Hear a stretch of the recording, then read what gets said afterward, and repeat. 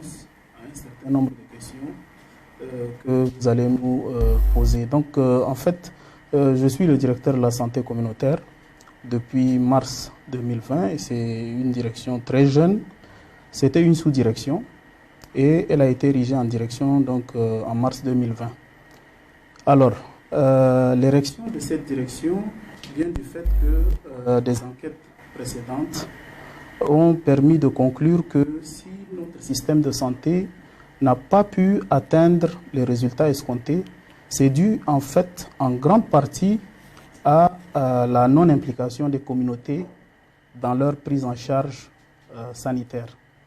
Cela veut dire que nous sommes dans un système où nous vivons en communauté. Vous partez dans un ferry, il y a toujours un chef de ferry. Absolument. Dans un village, un chef de village. Pour une bonne coordination. Bonne coordination, une bonne organisation. Et c'était vraiment une tradition de longue date. Et ces chefs traditionnels, communautaires, ils ont une influence sur leur communauté. Alors, le système de santé, avant que cette stratégie ne soit vraiment mise sur pied, il édictait des règles, des conduites, des directives à ce que les populations puissent les suivre.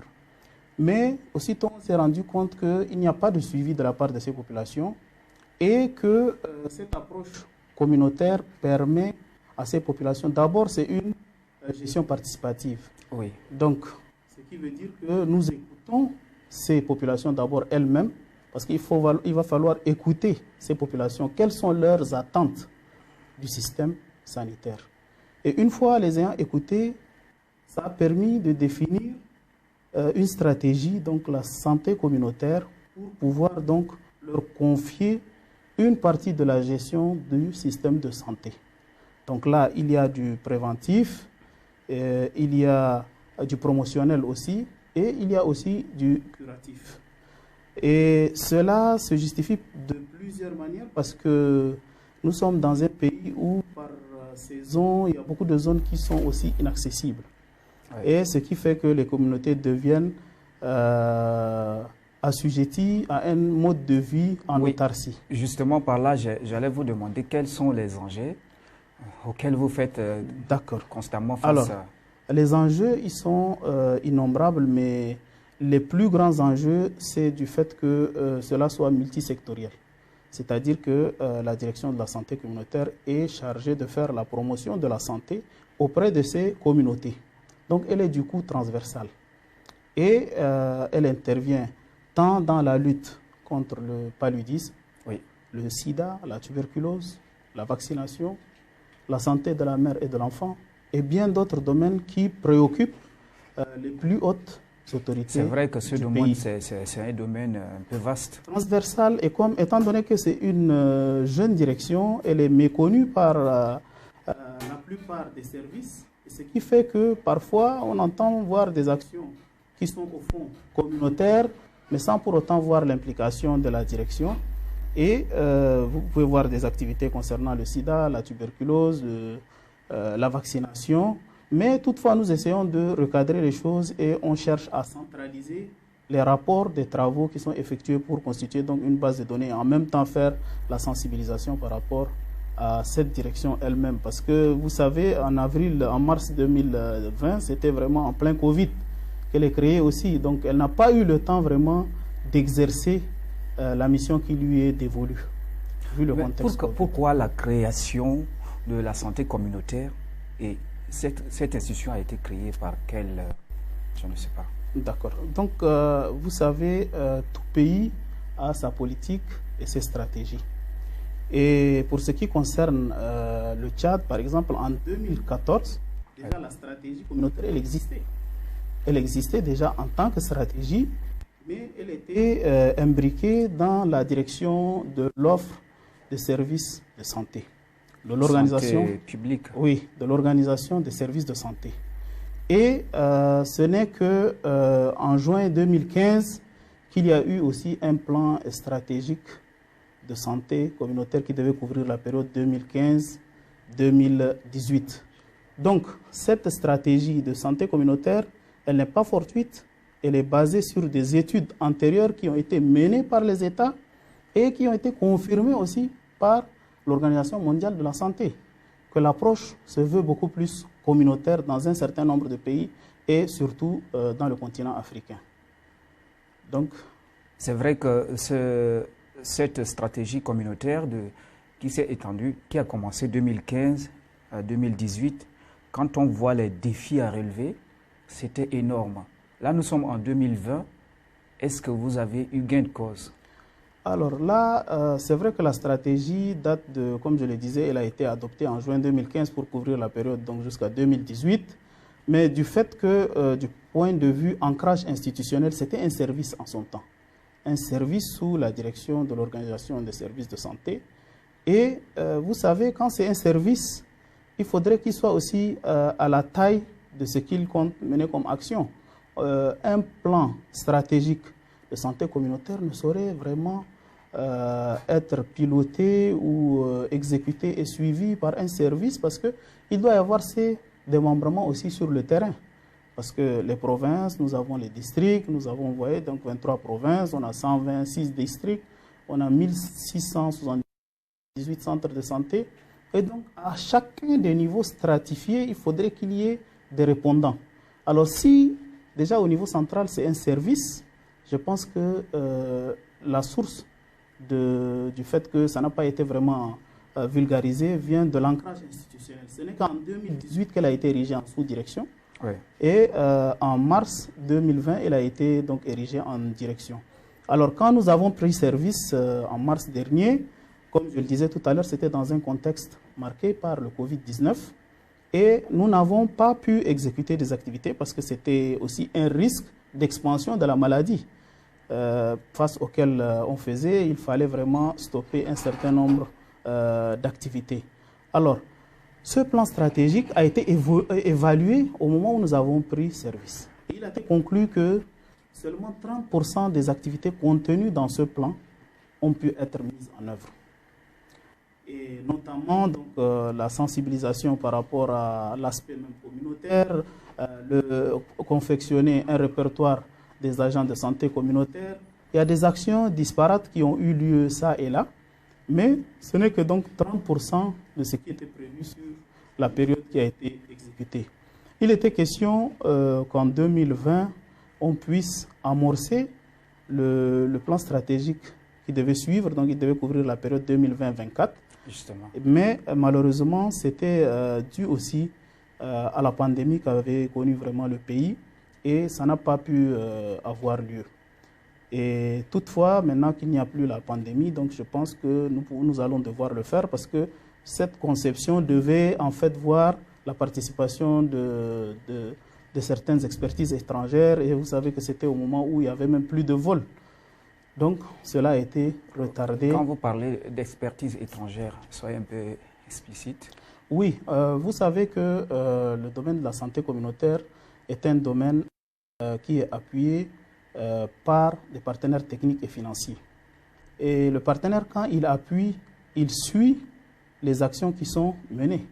Et ce suivi, il le confie souvent à des consultants chargés de faire ce suivi-là. Et donc, ces consultants n'ont pas pu être mobilisés pour pouvoir appuyer. Et c'est des consultants qui ont l'expérience à travers les pays tels que le Burkina, le Niger, qui ont eu vraiment une longue expérience, qui allaient ici être parmi nous pour pouvoir implémenter cette stratégie. Oui. Mais malheureusement, ça n'a pas pu avoir lieu. Bon, mais vous avez dit dans votre intervention que les enjeux sont multisectoriels. Dites-nous justement, si on enlève ça de ma route, je ferais mieux. C'est quoi exactement le problème? Alors, multisectoriel, je disais que ça couvre toutes les maladies pour lesquelles on pourrait effectuer des préventions et faire une promotion et aussi de la curation. Ce qui veut dire que c'est la quasi-totalité des maladies.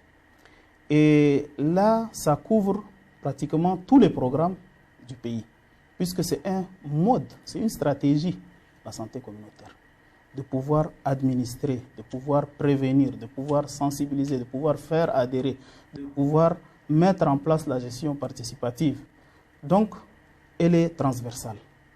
Si c'est une activité qui concerne le paludisme, la santé communautaire est du coup La même chose si c'est la tuberculose, le sida, la vaccination, tous ces domaines confondus.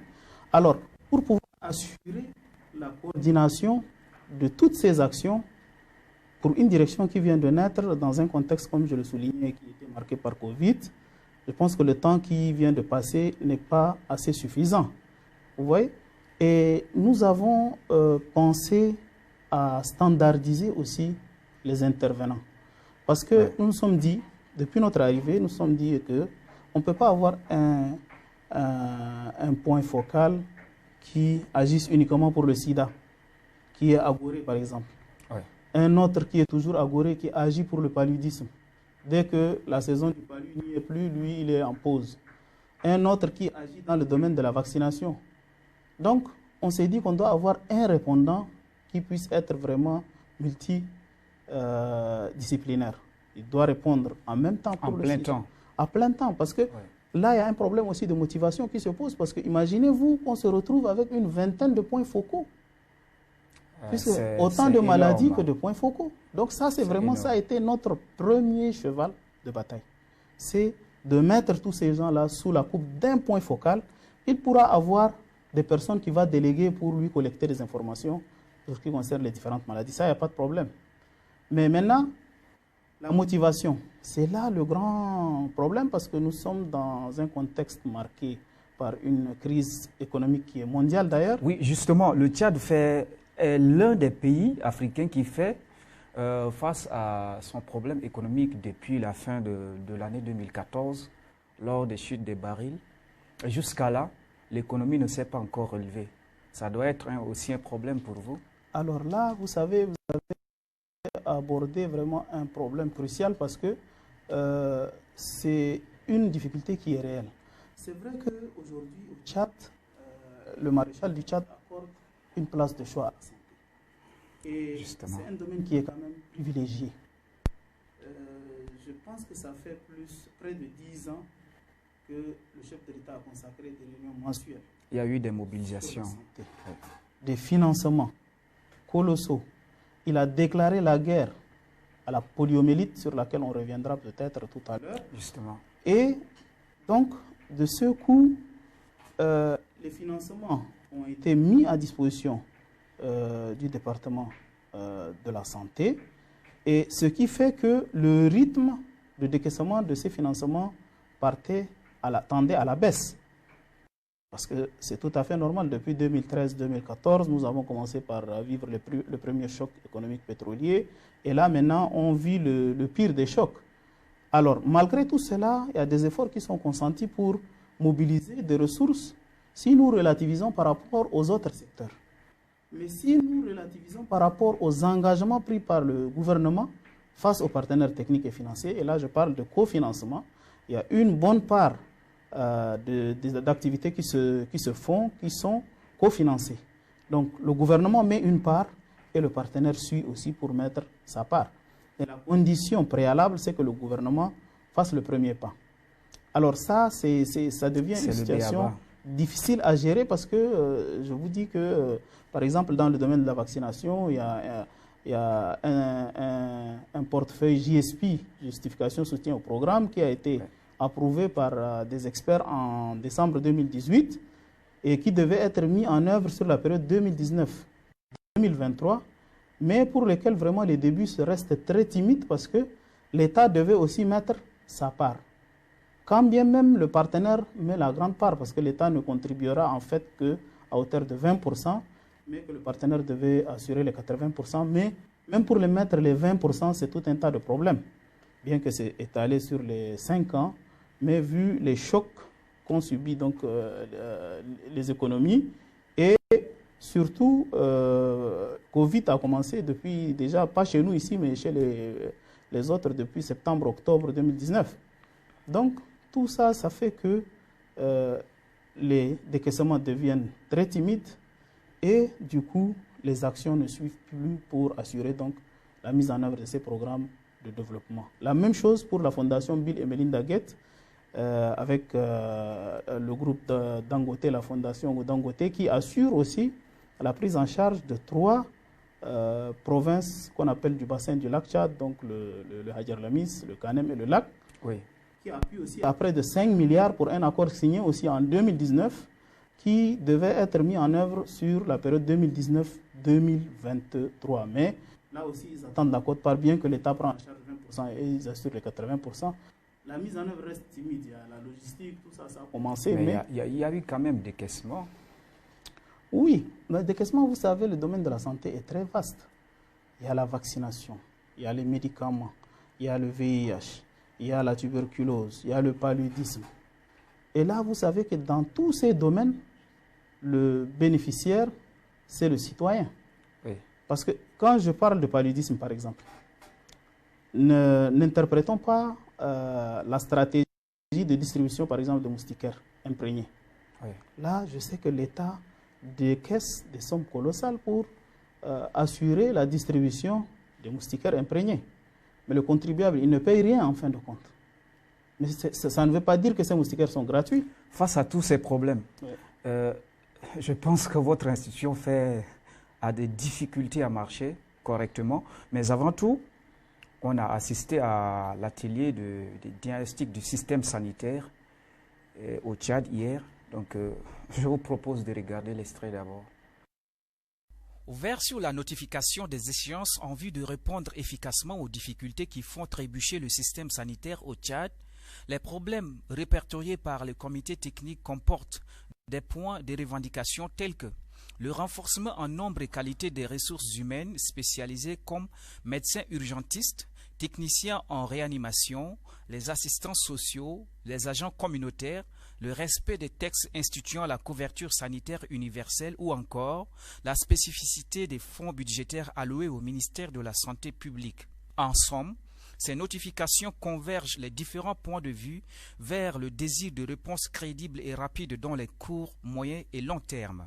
Selon les explications du Dr Brahim Hamid, il faut mettre sur pied un organe de contrôle des mouvements géographiques et financiers car les modalités d'utilisation des moyens existants constituent un vecteur de fragilisation du fonctionnement des centres hospitaliers. Il faut à tout prix que les centres de santé au long des couloirs de transhumance puissent avoir une maîtrise sur le déplacement des nomades, ce qui contribuerait efficacement à la prévention des maladies, voire la lutte contre la COVID-19 dans les zones ciblées, relate l'un des spécialistes. Le représentant intérimaire du directeur de l'Organisation mondiale de la santé au Tchad, Amadou Mokhtar Diallo, a rassuré le gouvernement tchadien à travers le ministère de la Santé du soutien inébranlable de l'OMS.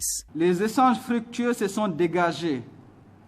Les réflexions se sont résolument orientées vers la satisfaction des besoins et en attente des populations, ce qui a permis de recenser les principaux facteurs de contre-performance et de dysfonctionnement du système de santé mis en revue dans tous ces domaines qui vient d'être présenté par le rapporteur de l'atelier et la remise de différents documents à votre niveau.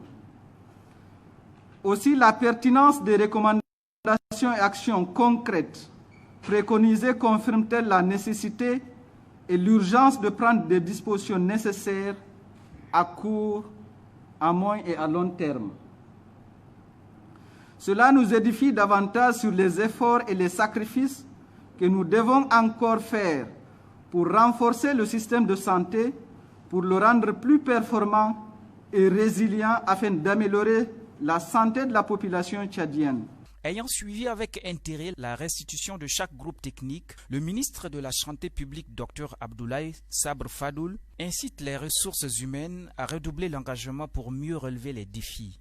Les efforts, les dévouements, les sacrifices qui sont quotidiennement consentis par les personnels soignants. Et nous l'avons vu avec la pandémie de Covid-19, que le personnel de santé déploie au profit de leurs concitoyens. On doit reconnaître ces sacrifices à sa juste valeur, les encourager, les soutenir à la hauteur de ce qu'ils font pour les populations tchadiennes. Cet atelier a duré 10 jours et a permis aux participants des différentes institutions de mettre sous forme des documents relevant des difficultés sanitaires au Tchad. D'accord. Monsieur Youssouf Ahmad Anadif, vous venez de suivre ce qui s'est passé ici, le cahier. Les revendications ont été remises au ministre. Oui. Quelle est votre analyse par rapport à cet atelier? Alors là, tout d'abord, je dirais que c'est une première de ce genre. C'est la première fois qu'un couple gouvernemental à la tête de la santé puisse avoir vraiment cette initiative innovante. Vous savez, en 2019, le prédécesseur de l'actuel ministre avait sollicité à ce qu'il y ait un audit organisationnel du ministère, organisationnel et fonctionnel. Oui. Et ce travail a été fait, pour lequel on a été aussi partie prenante, et un rapport a été déposé juste avant le départ du ministre professeur Mahmoud. Et c'est ce rapport qui a servi de soubassement à la nouvelle équipe pour pouvoir mettre en place 9 thématiques dans des groupes vraiment variés et très pertinents, et donc voir la cohérence de cet audit organisationnel par rapport à toute une panoplie de documents stratégiques du ministère de la Santé publique. Donc vous savez que la base, c'est les objectifs de développement durable qui ont donné lieu donc, à une politique nationale de santé à l'horizon 2030, 2016-2030.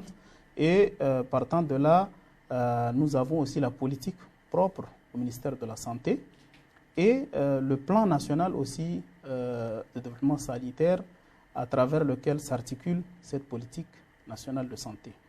Donc, tous ces documents stratégiques et d'autres documents inhérents à ceux que je venais d'évoquer, il était question d'assurer l'harmonie des objectifs escomptés par rapport à l'architecture organisationnelle proposée par les consultants et les cadres du ministère de la Santé qui ont travaillé, je le disais, en 2019, et tout en ne pas omettant l'aspect innovant.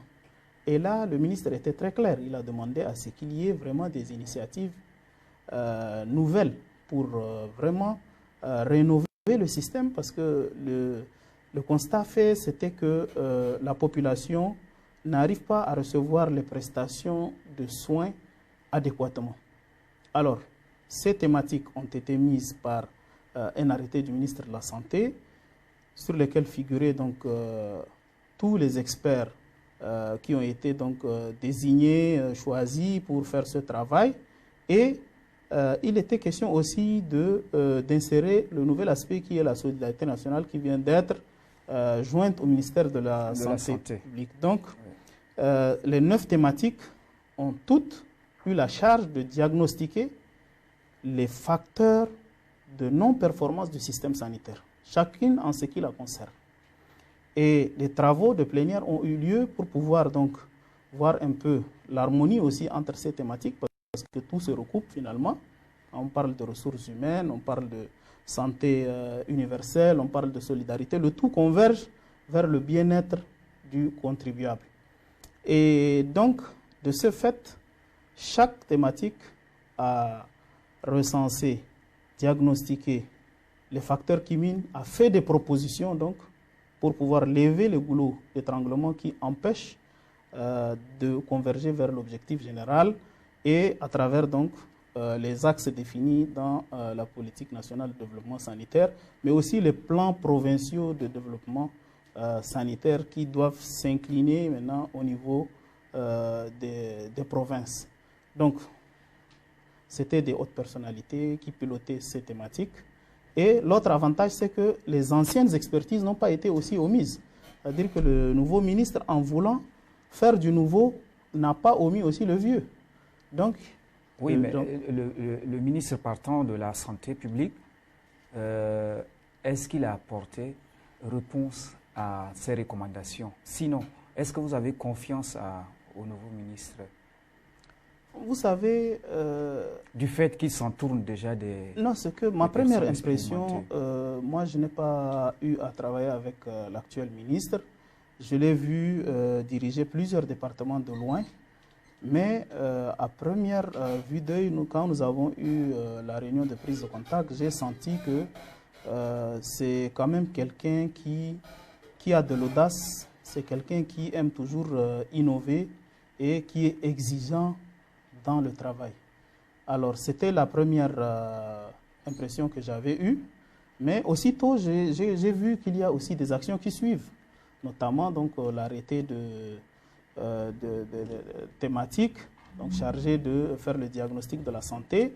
Et non seulement ça, mais même hier, quand on avait clôturé, il avait dit qu'un comité sera mis pour assurer le suivi de mise en œuvre. Oui. Parce que notre plus grand défaut, c'est d'assurer la mise en œuvre. On confectionne des documents bien étoffés, mais à la fin, pour le suivi de mise en œuvre, nous ne sommes pas trop regardants et nous n'avons pas de méthodologie pour assurer aussi ce suivi, parce que le suivi de mise en œuvre d'un projet tel que celui-là nécessite vraiment des indicateurs objectivement vérifiables, des deadlines, des personnes chargées de mise en œuvre, et donc un suivi vraiment méticuleux. D'accord. Et là, dans votre institution, dans le domaine de la santé communautaire, qui est un domaine très jeune, est-ce que vous avez des difficultés face à la mentalité des populations, parce que vous devez partir dans les recoins des zones ciblées? Bon, comme je le disais tout à l'heure, nous n'avons pas eu la chance d'effectuer des missions de terrain parce que nous sommes arrivés dans un contexte marqué par Covid, oui, et les mouvements étaient très limités. Et j'étais même en même temps dans une unité chargée de la prise en charge des besoins spécifiques lors de la gestion de Covid. J'étais le rapporteur de cette unité. Et donc, on était essentiellement en N'Djamena et on faisait des réunions donc, dans ce cadre-là. Mais le problème, moi, je pense que la chose, elle est simple, hein, elle n'est pas compliquée. Les Tchadiens, d'une manière générale, quand on vient vers eux, avec toutes les politesses, tous les respects et toutes les considérations pour leur demander qu'est-ce qui ne marche pas, dites-nous qu'est-ce qui ne marche pas, les gens sont prêts à répondre. Positivement. Positivement. Mais le problème, c'est qu'il n'y a pas de suivi de mise en œuvre. Après ça, ils ne voient aussi pratiquement rien. Donc, ça crée aussi un découragement, une déception, quelque part, entre guillemets, de la part de ces populations, à tel point que pour certaines, elles restent toujours enthousiastes. Mais pour d'autres, ils disent, mais vous n'allez rien faire parce que il y a d'autres qui sont venus avant vous, on n'a pas vu, etc. Et donc, je pense que c'est là où il va falloir vraiment passer dans l'opérationnel même et commencer à travailler avec ces gens-là, parce que c'est vraiment le vecteur de réussite, de promotion, de prévention et de curation de toutes les maladies que nous vivons. Vous avez dirigé pendant plusieurs années le programme de vaccination au Tchad. Parlez-nous un peu de ce programme. Bon, c'est vrai, j'étais directeur du programme élargi de vaccination. Le programme, c'est un programme qui a été créé en 1984, il a commencé par fonctionner en 1985. Et c'est un programme qui a connu beaucoup d'évolutions, mais les défis restent encore nombreux. Vous savez, rien que pour la poliomyélite, il y a plusieurs maladies, hein. Il y a la rougeole, il y a la méningite, il y a tétanos néonatal, etc.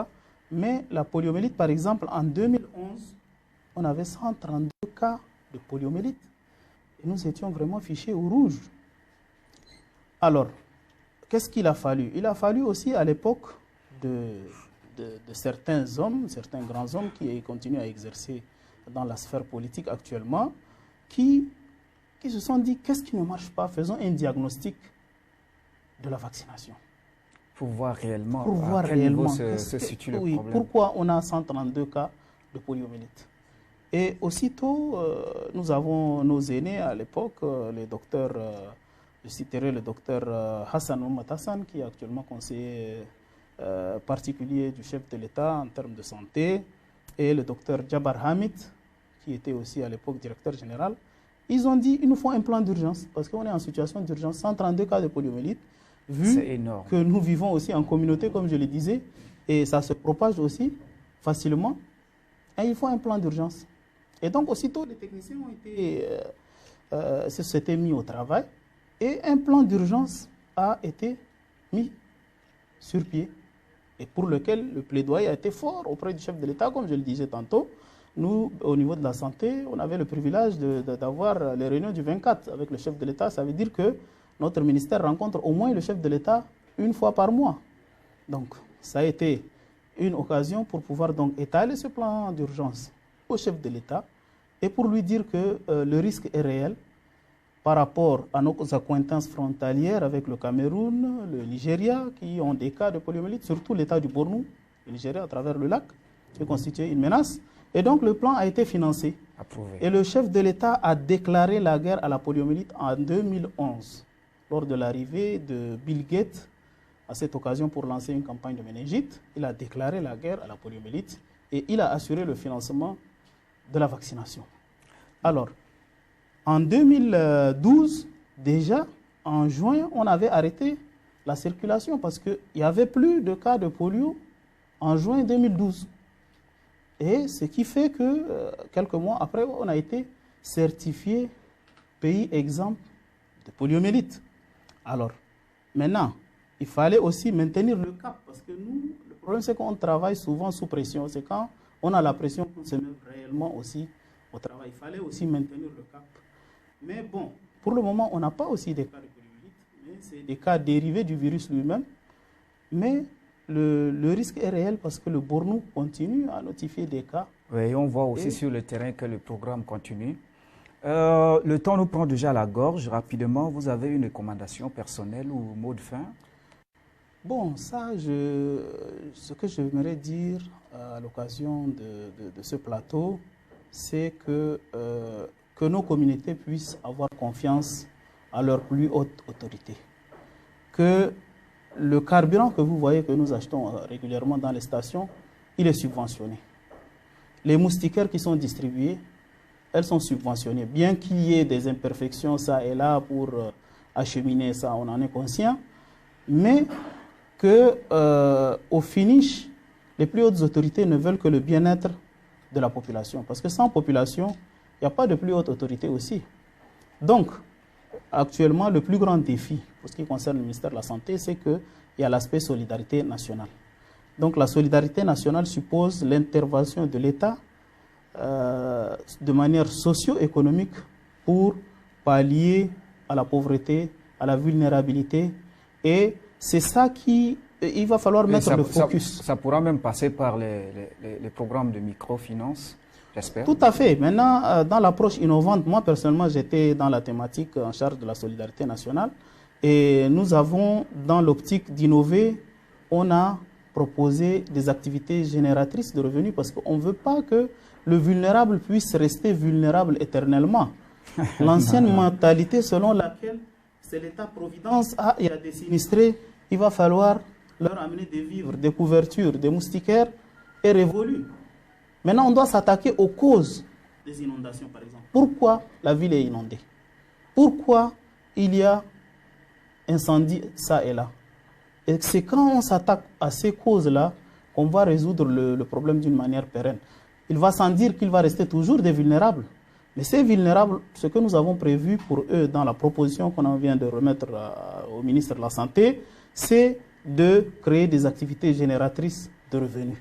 C'est-à-dire qu'ils puissent les rendre indépendants, autonomes. Oui. Donc, que la population aussi comprenne que l'aspect solidarité nationale ne suppose pas que l'État va vous compenser ce que vous avez perdu.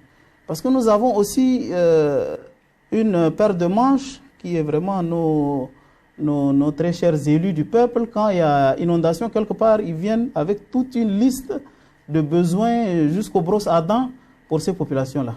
Alors que la mission de l'État, dans ce cadre, ce n'est pas de vous compenser ce que vous avez perdu, mais de vous soutenir jusqu'à ce que vous puissiez vous relever. C'est vrai que dans le domaine de la santé publique et de la solidarité nationale, c'est un domaine très vaste. Qu'en dites-vous? Question courte, réponse courte, si je vous propose de revenir prochainement pour pouvoir étaler. Il n'y a pas de problème. Moi, je pense que c'est une opportunité que vous nous avez offerte pour pouvoir donc faire comprendre un certain nombre de concepts qui seraient peut-être mal compris ou carrément y compris. Et donc, votre chaîne, je l'ai vue une fois à la télé, j'ai dit, mais Tchad 24, c'est quoi? C'est une erreur, c'est France 24 qui devait être là. C'est quoi Tchad 24? Et puis c'est là où mes enfants m'ont fait comprendre que papa a une chaîne Tchad 24. Oui. J'ai dit, mais ça, c'est quelle chaîne encore? On me dit, bon, on vient de créer cette chaîne-là. J'ai dit, bon, c'est une bonne chose. Si on doit avoir une multitude de chaînes, ça ne pourra que pouvoir faciliter la sensibilisation de nos populations sur un certain nombre de sujets et échanger avec vous-même, la presse, pour pouvoir donc enrichir aussi nos connaissances. La chaîne de la génération digitale, c'est ça notre slogan. Mesdames et messieurs, nous avons reçu aujourd'hui Monsieur Youssouf Ahmad Anadif. Il est titulaire d'un master en finance et options économie du développement 2006, décerné par l'Université de Tunis, d'un master en analyse et évaluation des projets et des programmes de développement décernés par l'Université de N'Djamena. Mais petit secret, un doctorat qui se prépare. Je laisse ça dans le secret. Tout à fait. C'est décidément sur cette belle réponse que prend fin notre émission. Avant de vous dire à la prochaine, portez vos cache-nez, prenez soin de vous. Au revoir.